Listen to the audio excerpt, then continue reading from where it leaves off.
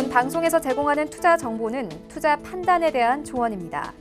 방송에서 제공하는 주식의 가치, 가격 상승 및 가격 하락에 대해서는 방송사에서 보장하지 않습니다.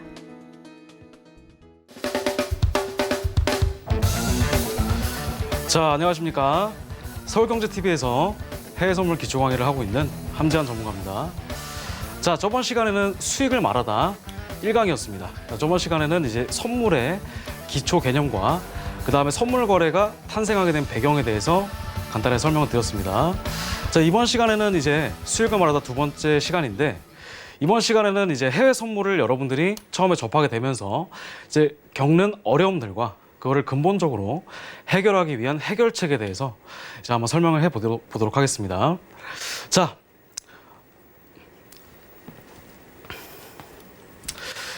두 번째 강의 학습 목표를 한번 설명을 좀 드리자면 첫 번째, 해외 선물에 관심이 최근에 크게 늘어난 동기에 대해서 간단한 설명을 좀 드릴 거고요. 두 번째는 해외 선물을 시작하게 되는 계기, 요거를 좀 설명을 좀 드릴게요. 그 다음에 해외 선물을 실패하는 근본적인 이유 세 가지가 있습니다. 그거에 대해서 좀 설명을 좀 드릴 거고요. 그리고 가장 큰 문제점이 있는데 그 문제점을 해결하기 위한 해결책에 대해서 설명을 좀 드려보도록 하겠습니다. 자, 최근에 이제 해외 선물 거래를 여러분들이 좀 많이 하시는데 이 해외 선물을 대부분의 투자자들이 처음에 접하게 되는 계기, 그 계기가 이제 여러 가지가 있습니다. 그 계기를 통해서 이제 해외 선물을 여러분들이 처음에 어떻게 접하게 되는지 그걸 한번 보도록 하겠습니다.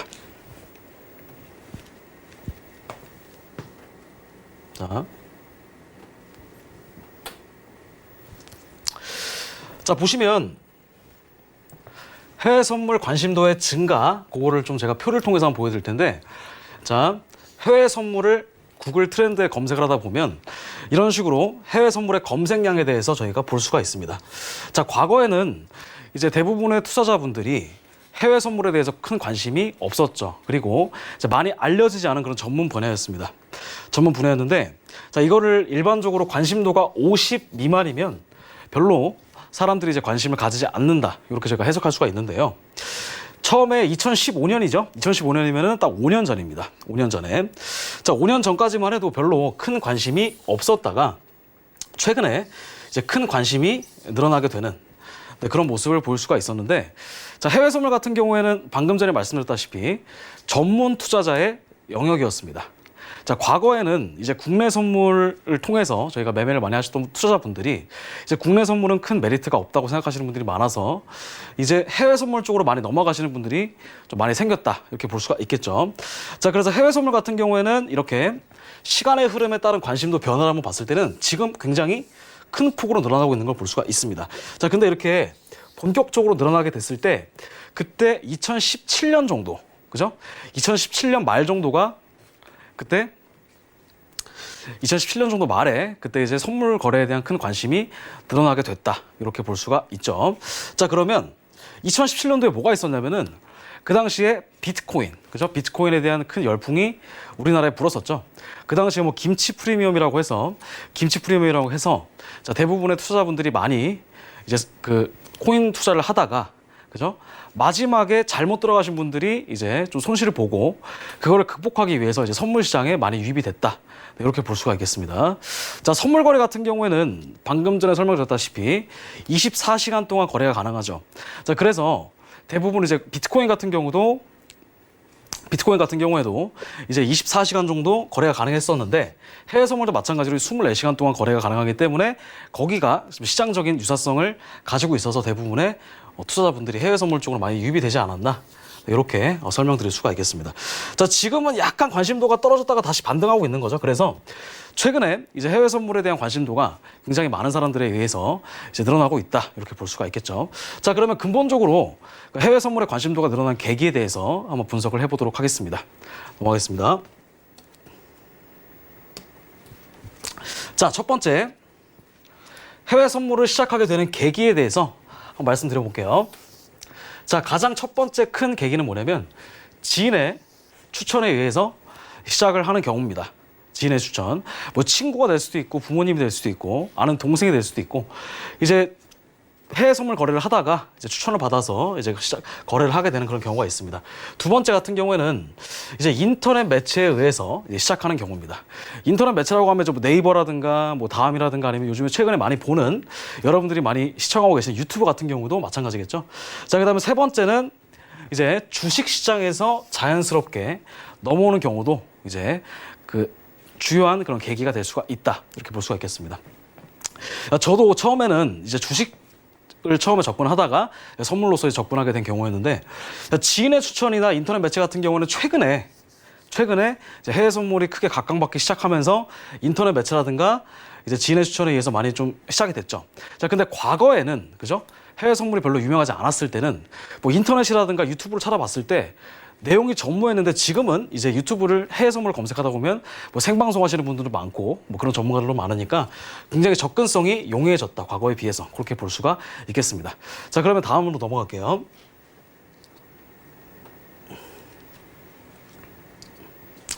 자, 첫 번째는 이제 지인의 추천에 의한 그런 시작이다, 이렇게 볼 수가 있겠습니다. 지인은 뭐 방금 전에 말씀드렸다시피 뭐 친구가 될 수도 있고, 그죠? 자, 뭐 친구가 될 수도 있고 아니면은 부모님이 될 수도 있고, 그죠? 최근에 그 교육하시는 분들 봤을 때, 교육을 받으시는 분들을 봤을 때, 뭐 어머니가 이제 해외 선물 투자를 시작했는데 뭐 아드님한테 추천해 주시는 분들 계십니다. 그래서 지인의 추천으로 인한 계좌 개설이 있었고요. 그 다음에 두 번째는, 첫 번째로는 지인의 추천으로 먼저 이렇게 매매를 시작하게 된다. 그래서 이제 뭐 인터넷 같은 것도 뒤져보고 이제 공부도 많이 해보는데, 뭐 책 같은 것도 많이 보겠죠. 자, 그런데 몇 번 혼자 해보는 겁니다. 이제 모의 투자 같은 것도 해보고 실전 투자 같은 것도 해보고 그런 식으로 좀 진행을 하다가 손실이 굉장히 커지게 된다. 그죠? 손실이 굉장히 커집니다. 왜냐하면 선물 거래는 이따가 설명드리겠지만 굉장히 변동성이 큰 시장 중 하나입니다. 그래가지고 이제 기존의 주식 시장에서 넘어오신 분들도 마찬가지로 이따가 설명드리겠지만 굉장히 변동성이 크기 때문에 손실을 볼 수 있는 여지가 굉장히 있죠. 자, 그런데 단순하게 지인의 추천에 의해서 처음에 들어오신 분들은 당연히 변동성이 굉장히 크기 때문에 굉장히 어려움을 겪을 수밖에 없다. 네, 그걸 좀 설명을 좀 드리는 겁니다. 그 다음에 이제 세 번째는 이제 리딩 업체라고 불리우는 단순한 진입자리, 그죠? 진입자리만 이제 주는 그런 선물 업체들이 굉장히 많이 생겼다라고 하는데, 그 단순하게 진입자리만 뭐 요때 살아라, 요때 팔아라 이런 식으로 이제 알려주기만 하는, 네, 그런 곳에 들어가서 이제 매매를 혼자 해보다가 결국에는 이제 실패하게 되는, 네, 그런 근본적인 원인이 될 수 있다라고 하는 것이고요. 그다음 마지막으로는 이제 좀 쓸쓸하게 시장에서 퇴출당하는, 네, 그런 경우가 있을 수 있습니다. 그래서 결국에는, 네, 마지막에 혼자 하다가는 시장에서 퇴출당하는 그런 이제 굉장히 좀 안 좋은, 네, 그런 방향이 있는데, 일단 대부분은 이제 최근에 이제 지인의 추천에 의한 그런 사례들이 굉장히 많이 발생을 하고 있습니다. 자, 그러면 두 번째로 한번 넘어가 볼게요. 자, 두 번째는 이제 인터넷 매체에 의한 그런 시작이다, 이렇게 볼 수가 있겠습니다. 인터넷 매체는 아까 전에 설명드렸다시피 굉장히 많아요. 여러분들 굉장히 많은데,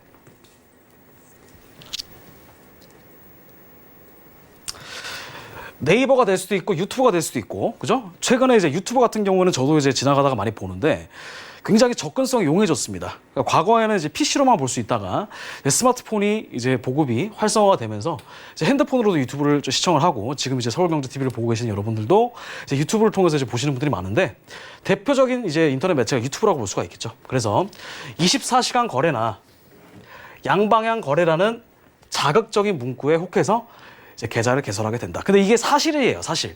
자, 24시간 거래도 가능하고 양방향 거래라고 하는 것도 기정사실인데, 이런 장점만 보고 대부분 투자자들이 이제 쉽게 생각을 해서 이제 진입을 하게 된다, 시장에. 그게 이제 문제점이 되는 것입니다. 그러다가 이제 막 따라 해보는 거예요. 그러다가 이제 혼자 이것저것 해보다가 또 안 된다. 그러니까 혼자 이제 뭐 예를 들어서 모의 투자를 뭐 개설을 한다라든지 아니면 뭐 실전 투자로 이제 뭐 매매를 한다라든지 그런 식으로 해보다가 이제 결국에는 이제 계속 이제 손실을 보게 되는 거죠. 그러다가 이제 세 번째, 무료 방송이라든가 아니면 프리캡 BJ라든가, 프리캡 같은 경우는 이제 아프리카 TV라고 해서 거기서 전문가들이 많이 나와서 이제 방송을 하죠. 근데 그런 BJ 같은 경우는 굉장히 많습니다. 그냥 따라 해보는 거예요, 그냥. 매매가 안 되니까 한번 이제 같이 따라 해보다가 결국에는 또 안 된다. 그러다가 네 번째는 결국에는 또 이제 이쪽으로 돌아오게 되는 거예요. 유료로 리딩을 이제 가입을 하는 거죠.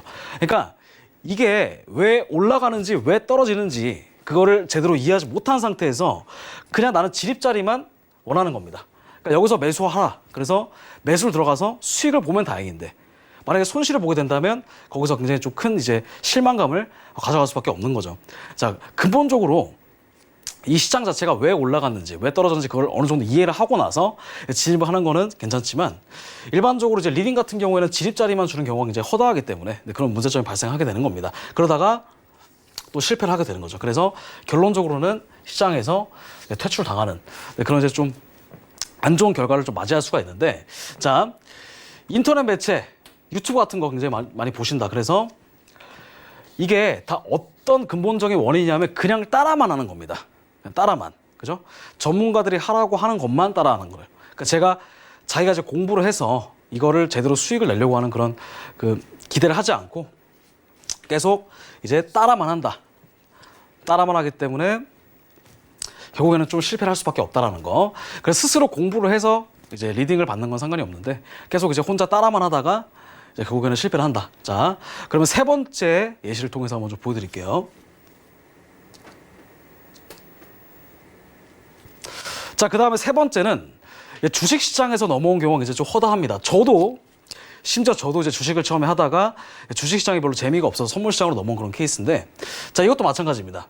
자, 기존 매매 기법을 똑같이 적용하려고 이제 애쓴다. 이게 무슨 말이냐면, 자, 주식시장 같은 경우에는 선물시장과 다르게 변동성이 이렇게 크진 않아요. 그죠? 변동성이 큰 종목도 있을 수 있겠지만, 대체적으로 선물시장 같은 경우 굉장히 거래량도 풍부하고, 그리고 이제 본격적으로 그 10시 반에 시작하는 미국 시장이라든가, 그때 시작하게 되면 굉장히 좀 변동성이 큽니다. 자, 그런데 주식 같은 경우에는 사실 뭐 상한가 치는 종목을 따로 이제 매수를 한다라든지 그런 게 아니면 좀 장기 투자의 관점에서 저희가 접근해 볼 필요가 있어요. 그죠?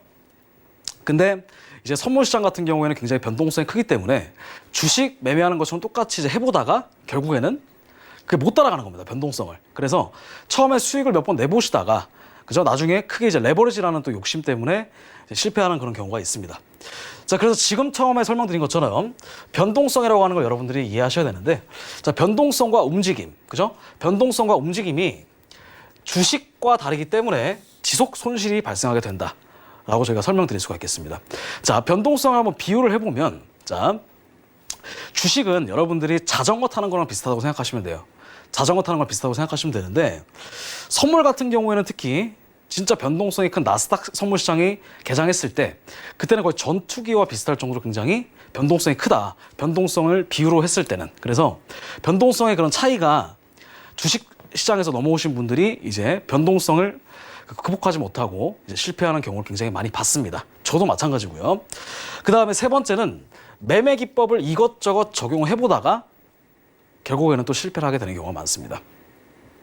자, 나중에 배우시겠지만 뭐 이평선 매매 기법이라든지 뭐 캔들 매매 기법이라든지 그런 것들 있죠. 추세선 매매 기법이라든지 그런 기법들을 그냥 중구난방식으로 알고 계신 분들 굉장히 많아요. 그러니까 그런 기법들을 복합적으로 좀 사용하실 줄 아셔야 되는데, 그런 기법들을 이제 여러분들이 많이 배우는 거는 이제 머릿속에 이제 들어오는 오지만 그걸 실제적으로 시장에 써먹었을 때 안 되는 부분이 굉장히 많겠죠. 그래서 매매 기법은 여러분들이 사실은 이렇게 딱 하나 정해놓고 그 기법만 계속 따라 하셔야 되는데 그게 안 되고 수익이 안 난다고 해서 계속 이제 바꾸는 그런 불상사가 이제 일어날 수밖에 없다. 그래서 매매 기법을 여러분들이 이것저것 적용하는 것도 사실은 굉장히 좀 큰 실패의 요인 중에 하나다. 이렇게 설명드릴 수가 있겠습니다. 자, 그다음 네 번째도 결국에는 또 리딩 업체다. 그죠? 리딩 업체가 나쁘다고 하는 게 아니고요. 리딩 업체 좋습니다. 좋은데 여기서 전문가들이 매수 매도에 추천해 줄 때 그 근거를 여러분들이 확실히 아셔야 됩니다. 자, 여기서 골드가 올라갑니다. 여기서 매수를 들어가세요. 라고 저희가 그 시간을 줬을 때는 이게 장기적으로 추세가 올라가는 추세인지, 그죠? 거기에 맞춰서 추세에 따른 내가 매매를 하고 있는지, 그죠? 그리고 충분한 리스크 해지를 할 수 있는지, 리스크 관리가 되는지, 그 여부에 따라서 달라지는데, 이제 리딩 업체 같은 경우에는 사실은 그냥 사라 팔아라 정도로만 저희가 볼 수가 있잖아요. 근데 그런 게 아니라 자발적으로 제가 공부를 해서 지립자리가 내가 추천을 받는다 하더라도 여기서 합리적으로 해석할 수 있는 그런 충분한 능력은 여러분들 기르셔야 된다. 이렇게 설명드릴 수가 있겠고요. 그래서 결국에는 시장에서 퇴출당하는 거예요. 왜냐하면 아까 말씀드렸죠. 자, 결론은 똑같습니다.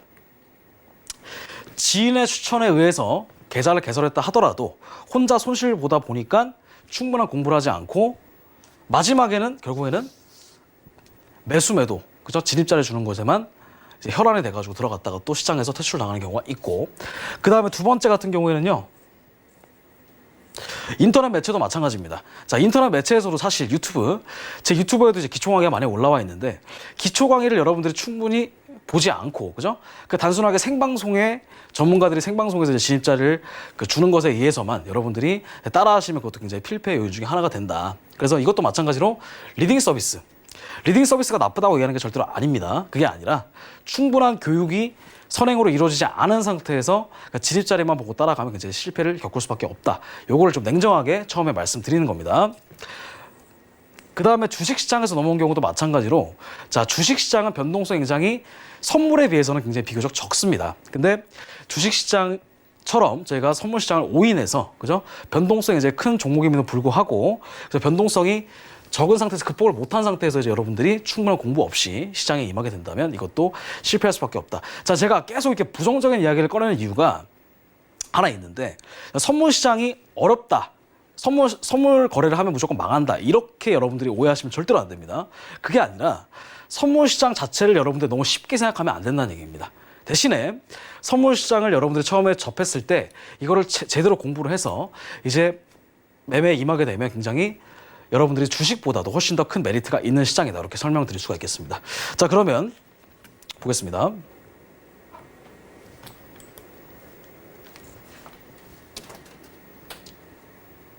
자, 그래서 해외 선물 망하는 근본적인 이유. 자, 방금 전에는 사실 표면적인 이유였거든요. 첫 번째는 지인의 추천을 위한 계좌 개설을 해서 마지막에는 결국에는 이제 진입자리를 통해서 이제 알려주는 그런 서비스만 이제 따라가다가 실패하는 경우. 그다음에 두 번째 같은 경우에는 유튜브라든가 그런 자극적인 문구에 혹해서 충분한 공부가 없이, 그죠? 그 전문가가 이렇게 해라 저렇게 해라라고 하는 그 리딩 서비스에 의해서 이제 실패하게 된다. 그 전문가들이 나쁘다는 얘기가 아니라 충분히 그 전문가들의 리딩 서비스를 따라갈 수가 있는 그런 공부가 안 된 상태에서, 그죠? 여러분들이 그 서비스에 참여만 했다. 그죠? 그게 이제 근본적인 실패 원인이 될 수 있는 겁니다.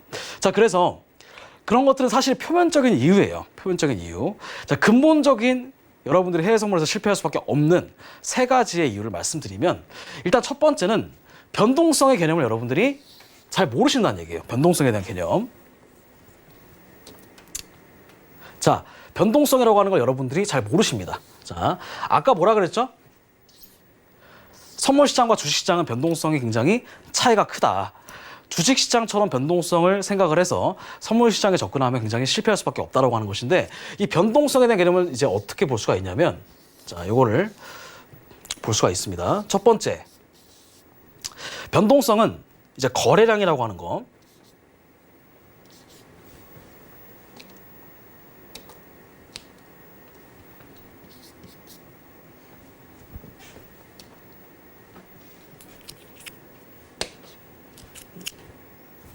자, 보여드릴게요. 거래량. 첫 번째가 이제 거래량에 대한 개념입니다. 그 두 번째 같은 경우에는 거래량에 의해서 변동성. 요거를 여러분들이 명확하게 이해하셔야 되는데, 자, 거래량이 굉장히 중요하다라고 하는 사실도 여러분들은 잘 인지하지 못한 상태에서 선물시장에 접근하게 된다 이겁니다. 자, 거래량은 사실 주식에서 굉장히 중요합니다. 왜냐하면 충분하게 거래량이 들어온 상태에서, 그죠? 충분히 거래량이 들어온 상태에서 그 특정 주식의 종목을 사야, 그죠? 추가적으로 꾸준한 거래량이 들어오면서 종목이 오르잖아요. 그죠? 선물시장도 마찬가지입니다. 선물시장은 주식시장과 다르게 주식은 매수로서, 그죠? 상승으로서만 거래량이 들어오고 저희가 이제 거기에 대해서 배팅할 수밖에 없지만, 선물시장 같은 경우에는 위로 올라가든지 혹은 아래로 떨어지든지 양쪽으로 둘 다 거래량이 중요하다는 사실을 여러분들이 인지하셔야 됩니다. 그래서 선물시장에 처음에 접근하시게 되면 일단 거래량에 대한 개념을 잘 모르시고 들어오신다, 이렇게 설명드릴 수가 있겠습니다. 두 번째는 기술적 분석입니다. 기술적 분석. 자, 기술적 분석은 여러분들이 이제 나중에 배우겠지만 이미 아시는 분들은 많죠. 예를 들어서 뭐 이평선이라든지 아니면 일목균형표라든지 MACD라든지 그런 보조지표를 이용해서 그런 분석을 해서 이게 진짜 올라가는지 떨어지는지 과학적으로 기술적으로 분석하는 게 바로 이제 기술적 분석인데, 자, 선물 시장에서는 기술적 분석도 중요하지만 펀더멘탈적인 분석도 굉장히 중요합니다. 그죠? 자, 그런데 선물 시장도 마찬가지로 기술적 분석도 중요하고요. 근데 기술적 분석을 여러분들이 이제 등한시하고 이제 경제지표라든가, 그죠? 경제지표라든가 아니면 뭐 뉴스만 보고 선물을 투자할 수가 있다. 이렇게 이제 잘못 이해하시는 분들이 많습니다. 자, 주식시장도 펀더멘탈 분석도 중요하고 하지만, 자, 펀더멘탈 분석이 훨씬 더 중요한 것도 주식시장이죠. 근데 기술적 분석은 여러분들이 특히 선물시장에서는 굉장히 꿰뚫고 있어야 됩니다. 아예, 그죠? 내가 전문가는 아니어도 전문가에 버금갈 만한 그런 지식을 여러분들이 충분히 갖춘 상태에서 이제 선물시장에 들어오셔야 된다라고 하는 거. 자, 그 다음에 세 번째 같은 경우에는 이제 리스크 매니지먼트입니다. 리스크 매니지먼트. 리스크 매니지먼트라고 하는 것은 이제 위험 관리라고 하는 겁니다. 위험 관리. 자, 주식 시장에서 여러분들이 특정 종목을 살 때 옛날에 이런 말이 있잖아요. 한 바구니에 계란을 모두 담지 말라라는 얘기가 있는데, 이게 무슨 말이냐면 포트폴리오를 잘 관리를 하라, 이런 말이죠. 자, 근데 그 선물 시장에서의 리스크 매니지먼트는 그거랑은 조금은 다릅니다. 그러니까 이거는 주식 같은 경우에는 여러분들이 장기 보유하거나 중장기 보유하는 그런 종목들이 나눠져 있다면, 선물 시장은 중장기 보유하는 그런 개념이 아니라 단기 트레이딩이죠. 그러니까 아무리 길어도 한 2주에서 한 달 정도입니다. 진짜 길어야 한 달. 그죠? 진짜 길어야 한 달이고, 일반적으로는 한 일주일에서 조금 짧으면 이제 저희 같은 경우는 데이 트레이딩이라고 하죠. 그냥 하루 안에 포지션을 청산하게 되는, 그런 것들이 바로 리스크 매니지먼트인데, 자, 리스크 매니지먼트는 아까 말씀드렸다시피 종목 선정도 중요하고 그 당일날 들어가서 그 당일날 청산하기 때문에 그 굉장히 짧은 찰나에 여러분들이 손절이라든가 익절이라든가 아니면 그런 것들을 이제 여러분들이 트레일링 스톱이라든가 손익비를 관리를 하면서 매매를 하셔야 됩니다. 그죠? 주식시장 같은 경우에는 이제 대체적으로 주식시장이 상승하게 되면, 상승장이라고 한다면, 그죠? 과거에 이제 저평가 기대주들을 저희가 발굴했을 때 뭐 안정적으로 수익을 낼 수 있는 그런 방법도 많은데, 선물시장 같은 경우에는 이제 대체적으로 대세 상승장이냐 혹은 대세 하락장이냐가 중요한 것이 아니라 어차피 양방향 매매가 가능하기 때문에 현재 추세에만 여러분들이 몰두하게 되면 굉장히 매매하기는 쉽습니다. 그죠? 매매하기는 쉬워요. 근데 그 부분에 있어서 리스크 매니지먼트가 여러분들이 충분히 따라와 준다면 선물시장은 주식시장보다도 훨씬 더 큰 메리트가 있다. 요거를 설명드리는 겁니다. 자, 넘어가겠습니다.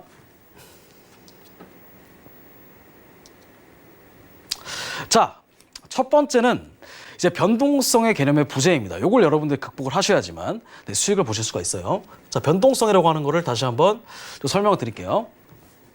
변동성이요. 자, 변동성은 종목마다 일단 변동성이 다 다양하다라고 볼 수가 있겠습니다. 자, 종목을 여러분들이 딱 봤을 때 해외 선물에서 뭐 골드가 있을 수 있고, 그죠? 대표적으로 많이 매매하시는 것들 중에 하나가 또 이제 나스닥이라든가 아니면 뭐 크루드 오일이라든가 그런 종목들 여러분들이 많이 거래를 하시잖아요. 자, 그런데 이제 대체적으로 여러분들이 애매하게 생각하고 있는 게 뭐냐면, 미국 시장 이후에는 변동성이 좀 커지니까 매매가 그때 이제 본격적으로 거래량이 이루어지지 않느냐, 그죠? 그리고 예를 들어서 뭐 파운드 달러라는 종목 있죠. 파운드 선물 있잖아요. 파운드 선물이라든가 아니면 유로 선물 같은 경우에는 뭐 유로 FX 같은 종목 같은 경우에는 이제 대체적으로 이제 4시나 5시쯤에 런던장이 들어오기 시작하니까 그때부터 조금 거래량이 활발하게 이루어지지 않을까라고 이제 애매모호하게 이제 알고 계시는 분들이 많아요. 그죠? 근데 그게 사실입니다. 사실은 이제 런던장이라든가 유럽장에 본격적으로 거래량이 들어오면서 시장에 유동성이 공급되는 건 사실이나, 그죠? 항상 그 시간대에 맞춰서 들어오는 건 아니라는 얘기입니다. 이게 무슨 말이냐면, 자, 골드가 예를 들어서 골드 종목을 한번 볼게요.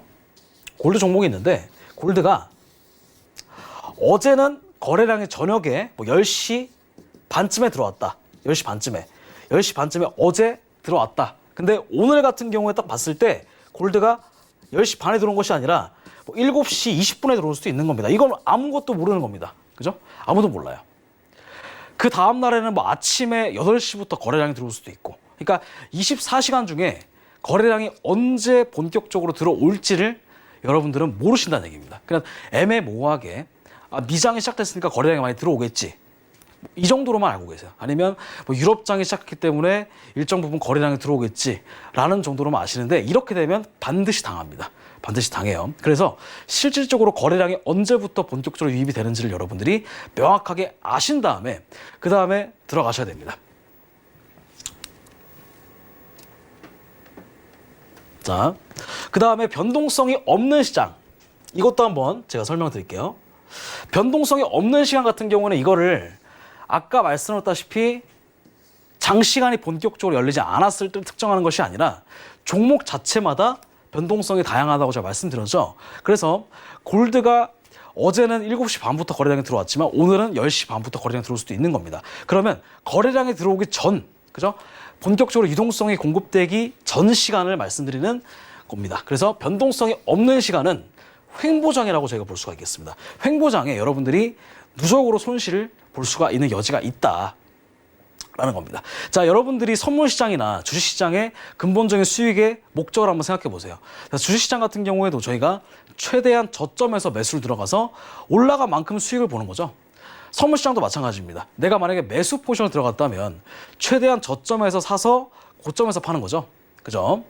만약에 매도 포지션을 들어갔다면 최대한 고점에서 들어가서 저점에서 저희가 매도를 통해서 수익 실현하는 거랑 마찬가지입니다. 그러니까 어느 정도 변동폭이 나와줘야 선물시장이나 주식시장이나 수익을 볼 수 있는 건 매한가지라고 말씀드렸죠. 이것도 마찬가지입니다. 그러니까 변동성이 아예 없다. 선물시장의 목적은 낮은 데서 사서 높은 데서 파는 거나 아니면 높은 데서 팔아서 낮은 데서 차익을 남기는 거잖아요. 근본적인 목적이. 그죠? 그런데 변동성이 굉장히 적다라고 한다라고 하는 것은 변동폭이 적기 때문에 매매의 의미가 없는 겁니다. 사실은. 그래서 뭐 유의미한 그런 변동폭이 나오는 것이 아니라 뭐 위아래로 막 20틱이나 위아래로 막 30틱 정도 그러면은 사실은 들어가도 내가 큰 수익을 기대할 수가 없다라고 하는 것이죠. 수익에 대한 기대값이 굉장히 적어질 수밖에 없다. 그렇기 때문에 거래량이 적으면 매매를 많이 하겠죠, 여러분들이. 그죠? 변동폭이 안 나오니까 매매를 많이 하거나 아니면 다른 종목을 갈아타거나. 그죠?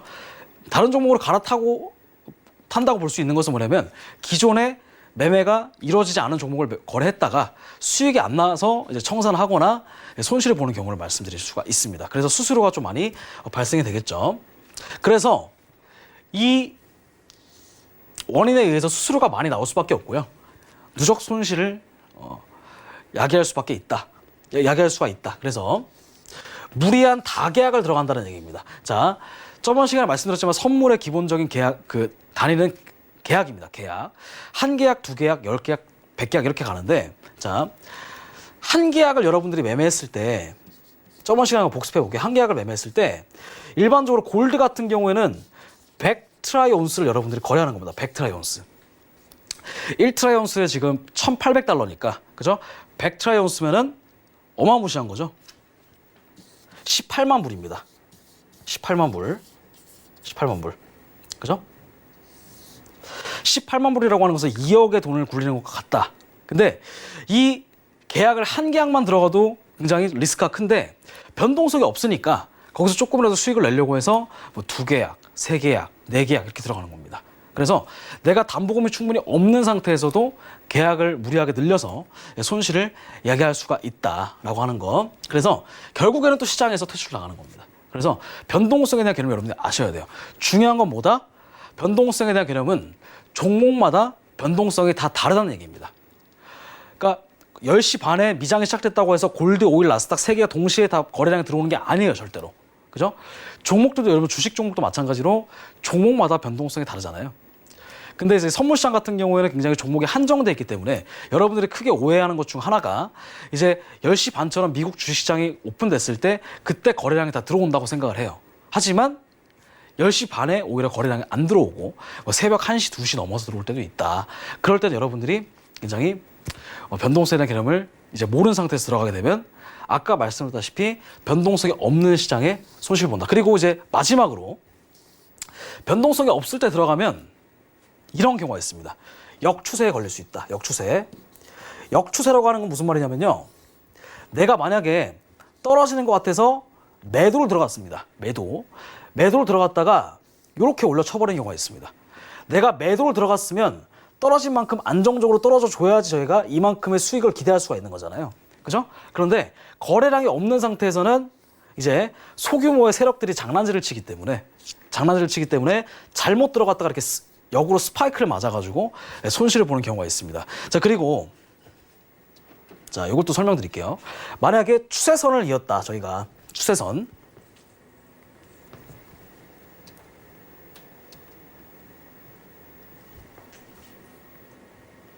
추세선을 만약에 이었다고 한다면 상승 추세에서 지지선을 이었을 때 이탈했다. 그래서 저희가 매도를 들어갔다 라고 한번 예시를 들어볼게요. 그러면 저희의 기대대로 이런 식으로 쭉 떨어졌으면 저희가 떨어진 만큼 수익을 가져갈 수 있잖아요.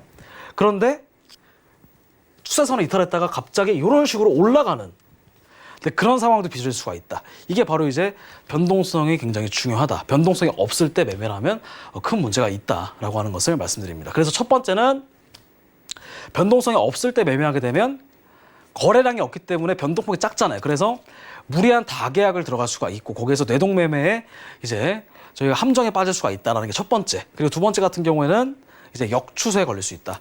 거래량이 충분히 들어오지 않아서 이제 올라가는 것처럼 혹은 떨어지는 것처럼 이제 소규모의 세력들에 의해서 저희가 이제 손실을 볼 수밖에 없는 거죠. 자, 이런 것들을 좀 보여드리겠습니다.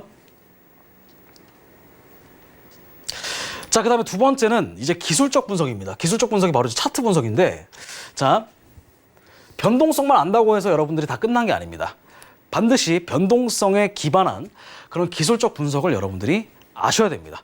자, 기술적 분석은 이제 이평선이라든가 캔들이라든가 그런 것도 기술적 분석이라고 하지만, 자, 추세 확장, 그 다음에 추세 변곡에 대한 개념을 여러분들이 기술적 분석의 이제 큰 틀이라고 볼 수가 있겠습니다.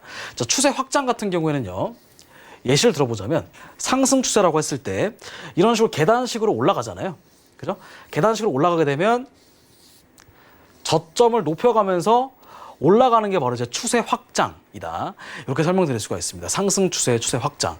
하락 추세도 마찬가지로 이런 식으로 떨어질 때 하락 추세가 이어진다라고 하는 것이 바로 이제 하락 추세의 확장이다라고 볼 수가 있겠습니다. 자, 그런데 이 추세 확장도 확장이지만 추세 변곡에 대한 개념을 확립하지 못하면 이게 실질적으로 변곡점인지 아니면 추세가 유지가 되고 있는 시점인지를 여러분들이 이해하지 못한다고 한다면 큰 필패를 볼 수밖에 없죠. 자, 예를 들어서 올라가는 추세가 있다고 가정을 해볼게요. 그러다가 이런 식으로 고점을 두 개를 만들고 추세선을 이탈했어요. 그러면 저희는 이 구간이 바로 이제 쌍고점 패턴이구나 싶어서 이 자리에서 매도를 들어갑니다. 섣불리 생각을 해서. 그런데 실제로 딱 봤을 때는 이게 상승의 연장선이라고 했다고 한다면 여기서 여러분들은 매도 포지션으로 들어가면서 큰 손실을 볼 수밖에 없다라는 거죠. 자, 그래서 이 추세 변곡, 실제로는 추세가 변곡이 이루어지지 않았음에도 불구하고 여러분들은 추세 변곡이라고 생각을 해서 이제 지레짐작을 해서 매도나 매수를 들어가면 손실을 볼 수밖에 없다라는 겁니다. 자, 그 다음에 두 번째는 타임 프레임이라고 하는 겁니다. 타임 프레임은 이제 여러분들이 이제 아시다시피 주식에서는 이제 일봉 차트를 많이 보겠죠. 뭐 일봉 차트라든가 뭐 주봉 차트라든가 월봉 차트 이런 거를 보는데 그 봉 사이즈, 그죠? 봉 캔들 하나가 바로 이제 일봉이면은 하루, 그죠? 월봉이면은 한 달, 주봉이면은 일주 이렇게 볼 수가 있는데 선물 시장을 이렇게 크게 보지는 않아요. 그래서 선물 시장에서의 타임 프레임은 대추세를 봤을 때는 대체적으로 일봉도 보지만 240분을 봅니다. 240분. 즉 4시간 차트를 많이 봅니다. 4시간이나 중기 추세 같은 경우에는 이제 1시간을 좀 보고요. 그다음에 소추세, 즉 작은 추세 같은 경우에는 저희가 뭐 15분이나 뭐 30분 이런 식으로 저희가 볼 수가 있고 더 작은 추세 같은 경우에는 뭐 5분이나 뭐 3분, 심지어 1분까지 저희가 차트를 보면서 그 수익을 낼 수 있는 자리를 이제 찾을 수 있습니다. 근데 여러분들의 가장 큰 문제점, 자, 대부분 초보 투자자들이 겪게 되는 가장 큰 문제점은 뭐냐면 내가 만약에 틱봉을 본다고 했을 때 200틱봉을 본다고 만약 했을 때 자, 200틱봉을 여러분들이 본다고 한번 가정을 해볼게요. 그러면 그냥 200틱봉만 계속 이것만 보고 있는 거예요. 200틱봉만. 그죠? 200틱봉만 보다가 매매해서 안 되면은 또 400틱봉 바꾸고 또 999틱으로 바꾸고 뭐 30틱으로 바꾸고 이건 틱봉이죠. 분봉도 마찬가지입니다. 여러분들이 만약에 3분봉을 본다고 했으면 3분봉 안에서의 그것만 생각하시려고 하는 거예요. 그러니까 3분봉도 마찬가지로 그 위에 5분이 있고 10분이 있고 15분이 있고 30분이 있고 60분이 있는데 그냥 여러분들은 3분봉만 본다. 그러다가 안 되면 또 5분봉으로 바꿔보고 또 5분봉이 안 되면 또 15분으로 바꿔보고 계속 이것도 저것도 아닌 겁니다. 근데 실질적으로는 대추세랑 소추세 두 가지의 개념이 있다고 말씀드렸잖아요. 이거를 다 보셔야 됩니다, 여러분들은.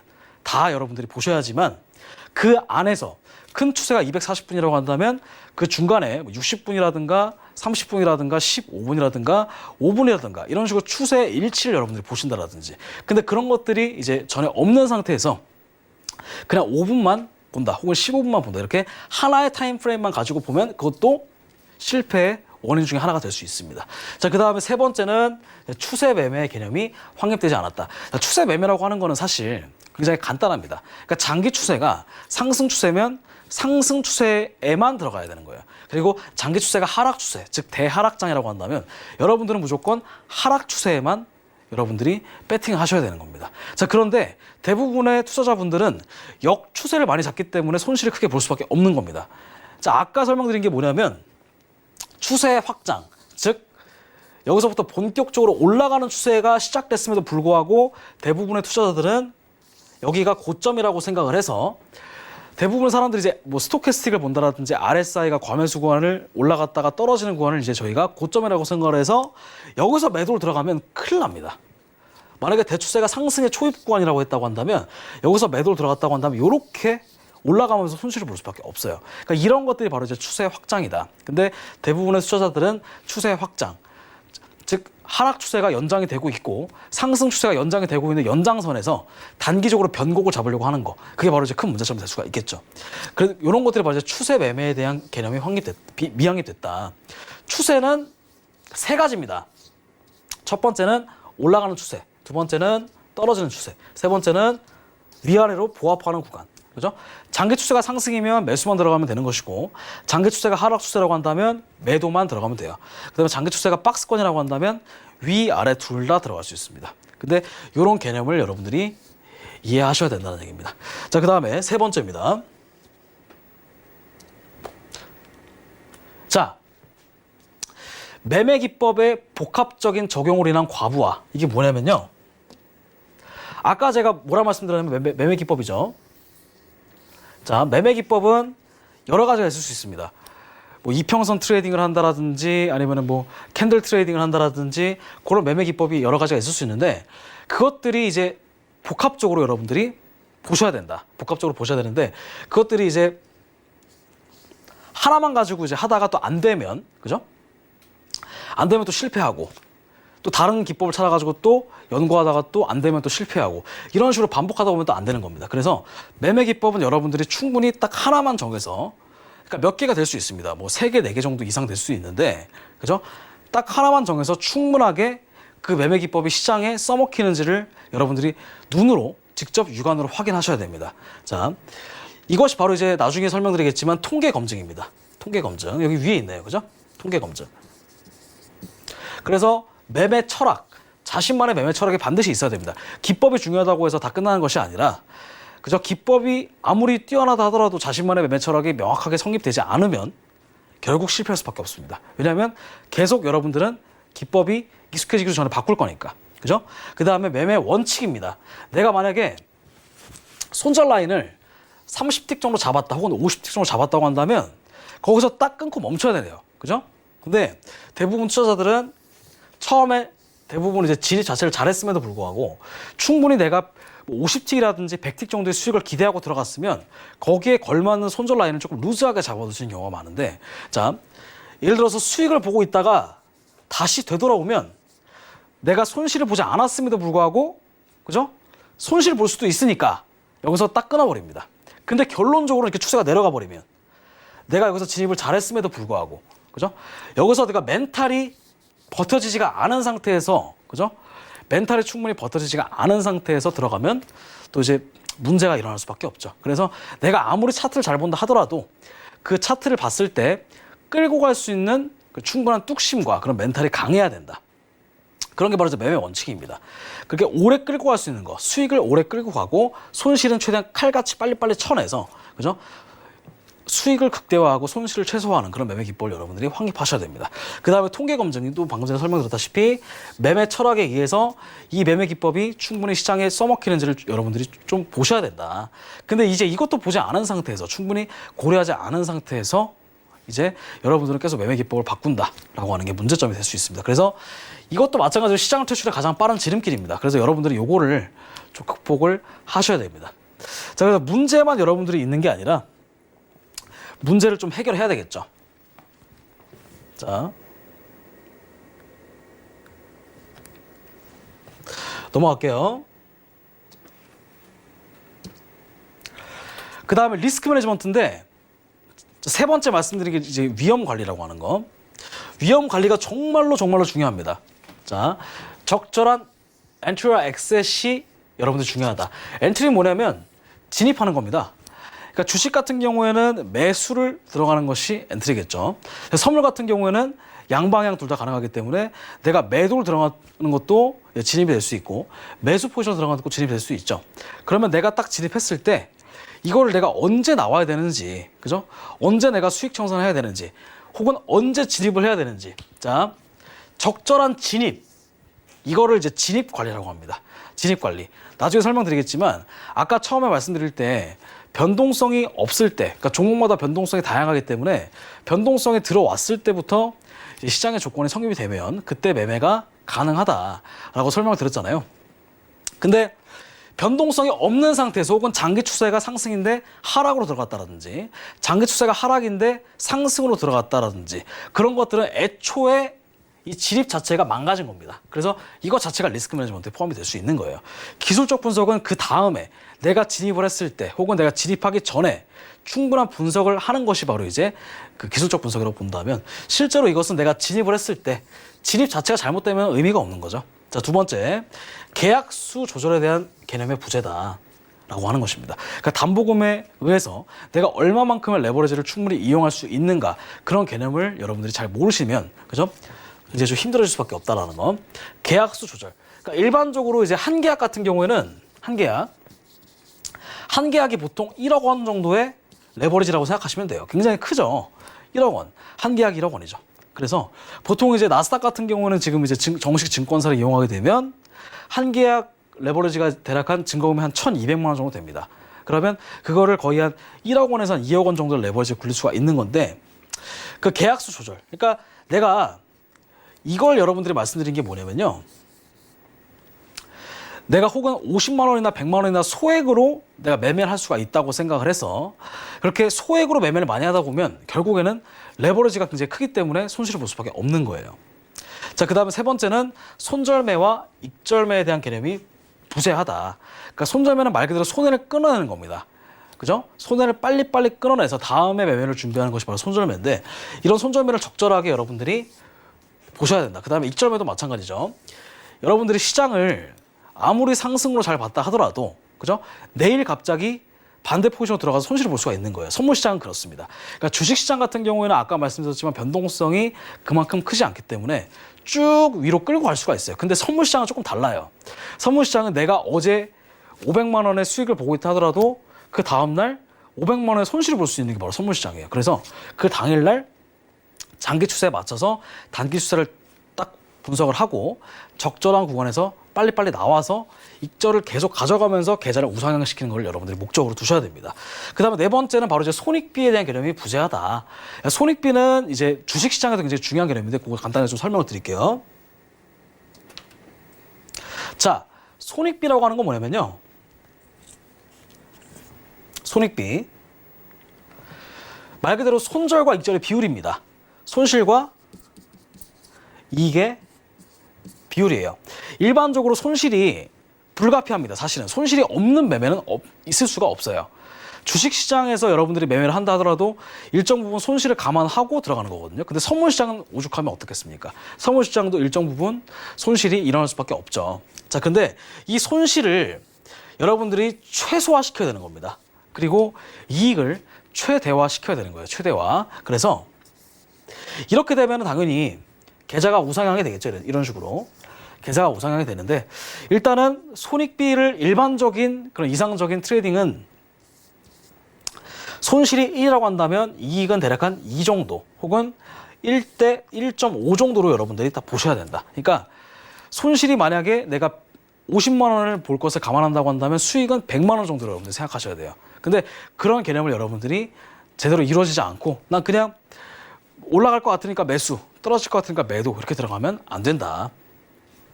그래서 다섯 번째는 이제 매매일지의 기록을 여러분들이 습관화 시켜야 된다는 얘기입니다. 매매일지도 마찬가지로 이따가 또 배우겠지만 통계 검증과 일맥상통하는 개념으로 보시면 돼요. 매매일지. 자, 여러분들이 만약에 매매를 하지 않았다 하더라도 그죠? 오늘 나스닥 시장이 만약에 올라갔다면 이게 왜 올라갔는지, 왜 떨어졌는지 차트 분석, 기술적 분석을 통해서 혹은 변동성을 분석하면서 여러분들이 볼 수가 있다. 그리고 내가 매매일지를 통해서 만약에 손실을 봤을 때 그죠? 내가 손실을 봤을 때는 막 감정적으로 대응하다 보니까 그죠? 손실을 봤는지 혹은 내가 이성적으로 제대로 접근해서 매매를 했을 때 손실을 봤는지 그런 그 현재 상태의 감정 상태도 중요합니다. 근데 감정 상태를 충분히 고려하지 않은 상태에서 매매를 했다라든지 그런 것들도 다 매매일지에 포함이 되는 거예요. 그러니까 내가 언제 샀고 언제 팔았다 이게 중요한 게 아닙니다. 사실 거래 내역은 어차피 자동으로 남는데 그 거래 내역이 중요한 것이 아니라 현재 내가 그 당시에 차트를 봤을 때 어떤 기술적 분석의 근거로 내가 들어갔는지 그리고 그 당시의 심리 상태는 어땠는지 심리 상태가 이제 불안한 상태에서 매매를 하지 않았는지 그런 것들도 바로 이제 매매일지를 여러분들이 볼 수가 있다. 매매일지의 하나의 연장이다. 이렇게 볼 수가 있겠습니다. 넘어가겠습니다. 자, 그래서 문제점, 요거를 좀 해결책을 설명드리자면 첫 번째, 시장은 항상 변화합니다. 시장은 맨날 변해요. 10년 전 시장과 5년 전 시장과 3년 전 시장은 다릅니다. 그리고 앞으로의 3년 시장도 달라요. 그래서 시장이 변화하기 때문에 개인이 시장에 맞춰서 변화를 해야 된다. 이건 굉장히 중요한 개념입니다. 그죠? 시장은 앞으로 계속 상승장이 일어날 수도 있지만 하락할 수도 있고 그 추세에 따라서 흐름을 여러분들이 파악하셔야 됩니다. 이것을 여러분들이 맞춰야 된다. 근데 그냥 시장이 올라가는 시장에서 매도로 들어가거나 떨어지는 하락장에서 매수를 들어간다고 하는 것은 이게 바로 이제 개인이 시장에 따라가지 못하는 그런 경우가 되겠죠. 하지만 대부분은 확증 편향이라고 하는 거, confirmation bias라고 하는 건데 이게 바로 뭐냐면요. 내가 보고 싶은 것만 보고 내가 듣고 싶은 것만 듣는 게 바로 이제 확증 편향입니다. 근데 이게 주식 시장에도 굉장히 크게 바닥에 이제 널리 퍼져 있는 거고요. 선물 시장이 가장 큽니다. 그죠? 과거에 차트 분석을 했을 때 수익을 볼 수 있는 구간만 보고 손실을 볼 수 있었던 구간을 분석하지 않으면 이것도 바로 이제 확증 편향이 되는 겁니다. 자, 이런 문제점에 빠지게 될 수 있고 시장을 내 멋대로 해석하는 것도 마찬가지로 큰 문제점이 될 수 있습니다. 물론 시장 같은 경우는 누가 보기에 따라서 자의적으로 해석할 수 있는 여지가 충분히 있는데 이것을 자신에게 유리한 방향으로 해석한다. 이 문제점을 여러분들이 해결하셔야 된다는 거. 넘어가겠습니다. 자, 그래서 문제점에 대한 해결책을 마지막으로 설명드리고 마치도록 하겠습니다. 첫 번째는 변동성에 대한 극복을 여러분들이 하셔야 됩니다. 변동성이라고 하는 거 아까 거래량이라고 했죠. 거래량과 그 다음에 종목별로 다 다른 그런 변동성, 이걸 여러분들이 아셔서 변동성이 들어올 때만 여러분들이 매매를 해서 리스크를 최대한 해지하셔야 된다는 거. 그 다음에 두 번째 같은 경우에는 기술적 분석입니다. 기술적 분석. 복합적인 매매 기법은 지향하고 그 다음에 가장 기본적인 추세선과 그 다음에 패턴, 그 다음에 변동성을 기준으로 매매를 하셔야 된다. 큰 추세, 작은 추세, 그걸 여러분들이 기억하셔야 됩니다. 그 다음 마지막으로 리스크 매니지먼트인데 리스크 매니지먼트 같은 경우에도 마찬가지로 위험 관리, 그죠? 손절과 익절에 대한 비율을 따지면서 그 손익비를 따져 나가는 그런 안전한 그 계좌의 그 우상향을 통해서 여러분들이 수익을 가져가는 거, 그런 것들 리스크 매니지먼트. 그 다음에 손실과 익절을 최대한 그 비율을 맞춰서 관리, 계좌 관리. 이게 바로 이제 충분히 이루어져야지만 여러분들이 수익을 볼 수가 있다. 이렇게 설명드릴 수가 있겠습니다. 자, 그래서 이번 시간에는 선물 시장에서 여러분들이 겪을 수밖에 없는 그런 굉장히 좀 위험한 그 문제점에 대해서 설명을 좀 드렸고요. 거기에 대해서 해결책에 대해서 간단하게 설명을 드렸습니다. 자, 이번 시간에 수익을 말하다 두 번째, 자, 해외 선물의 이제 민납과 해외 선물의 이제 문제점을 좀 설명을 드렸는데 해외 선물을 여러분들이 그 문제점을 충분히 해결하게 된다면 해외 선물에서 충분히 그 많은 수익을 가져갈 수 있을 거라고 확신합니다. 자, 이번 시간은 여기서 마치도록 하겠고요. 다음 시간에 3강이죠. 3강에서 다시 또 알차고 유익한 강의를 통해서 다시 찾아뵙도록 하겠습니다. 감사합니다.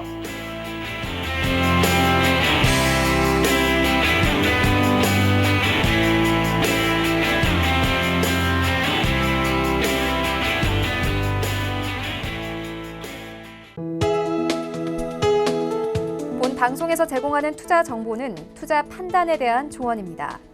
방송에서 제공하는 주식의 가치, 가격 상승 및 가격 하락에 대해서는 방송사에서 보장하지 않습니다.